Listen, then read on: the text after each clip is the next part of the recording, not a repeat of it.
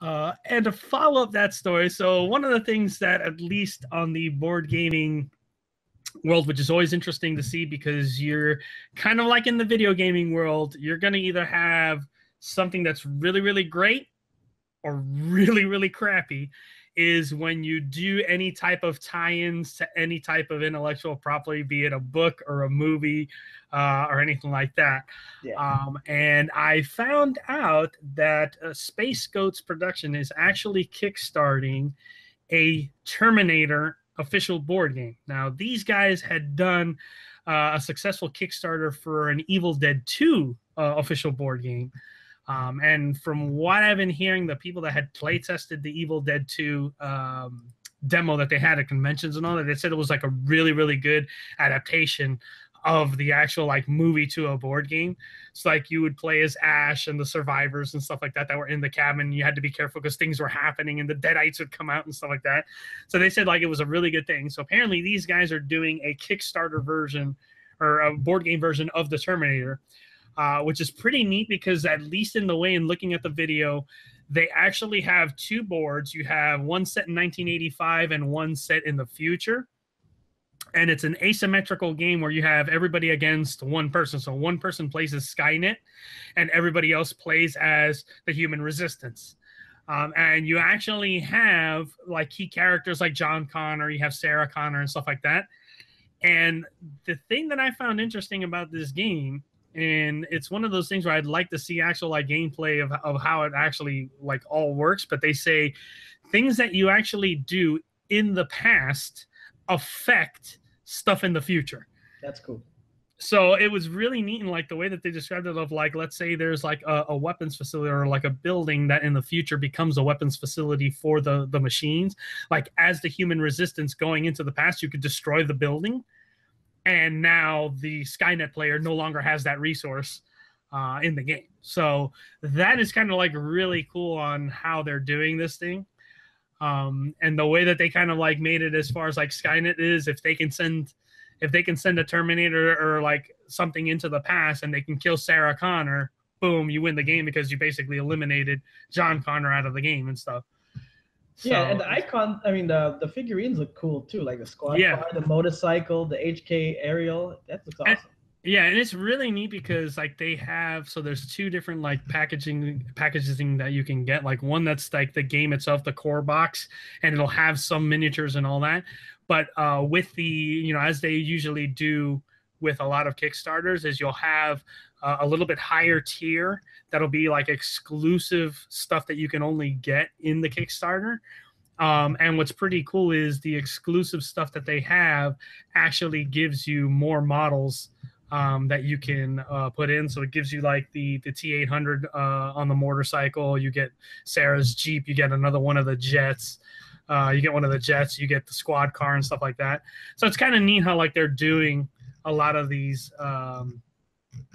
sets and things like that. And like it'd be really to know that as of this broadcast, they've already reached their goal. So they're actually going for stretch at this point. Yeah, like it's interesting because I find that a lot of, you're going to have these companies that come out with a lot of really good ideas on Kickstarter, but just like how it is in the video game world, like some of them, you pour all this money into it and then you get the final product and you're like, well, it wasn't as great as I thought it was going to be. And then there's other ones that, like, there's a couple of companies that have had some track records on Kickstarter that you get their game and it's like, man, this game is freaking out of this world, like component wise and everything like that. And as far as like what I've heard from this group specifically, like the Evil Dead 2, like people that got the game, they were like, man, it far surpassed what they thought it was going to be like. So, I mean, it's going to be interesting to see now, like now that they're pushing stretch goals on these things. It'll be neat to see like what they do, because like it's cool that they add a bunch of different things. Like my only kind of thing that kind of like it kind of like not upsets me, but it's like, it's okay and all that. Like a lot of the stuff where they have these little like add-on stuff. So if you look at like the optional buy stuff that they have, like they'll add on all these extra little miniatures and stuff. Yeah. You know, like some of the stuff is cool. Like, I'm looking at here, they had, for $35, you can get the little endoskeletons in pewter. So it's an actual little metal, mini figure, which is kind of cool. Yeah, a lot of stretch goals are interesting like that. It's like a different card, different figurine, things like that. So I mean, overall, it builds on the game. So I mean, it's in the end, it's like seeing the different player tokens and things like that. When you see it grow, you're like, okay, this game is just gonna get better. And I understand that. Look, you have to do something with those stretch goals, but at least in this, it looks like it really adds something to make the whole game package richer in the end. Right.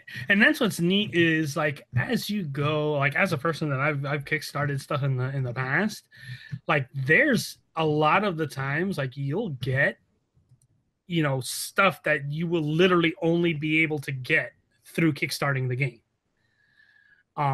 And I can tell you as a person that like not only collects, like if I were to see like a game out there, like I kickstarted like last year this game that's coming out called what the heck is the name of it is what the heck is the name of it?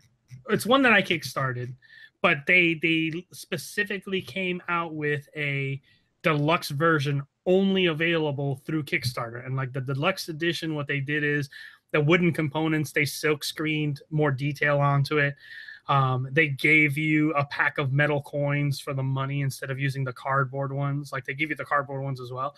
So it's like all these little extra things that what's cool about it is getting that game when I get my Kickstarter version of it.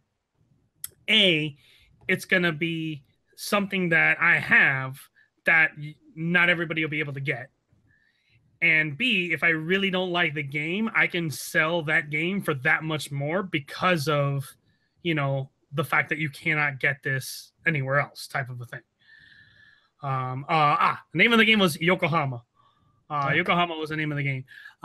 But it's a thing where they like literally only did just specific stretch goals. Like there was like 5,000 backers for the deluxe edition. So, like, okay, I'm getting one of 5,000 thing. They literally said like they're only going to be producing like an extra 100 or 200 more, which they would only sell at conventions until they ran out. And once those were gone, they're gone. Like you can still get the retail version, but it's not going to have all this stuff that they have, which is cool. Nice.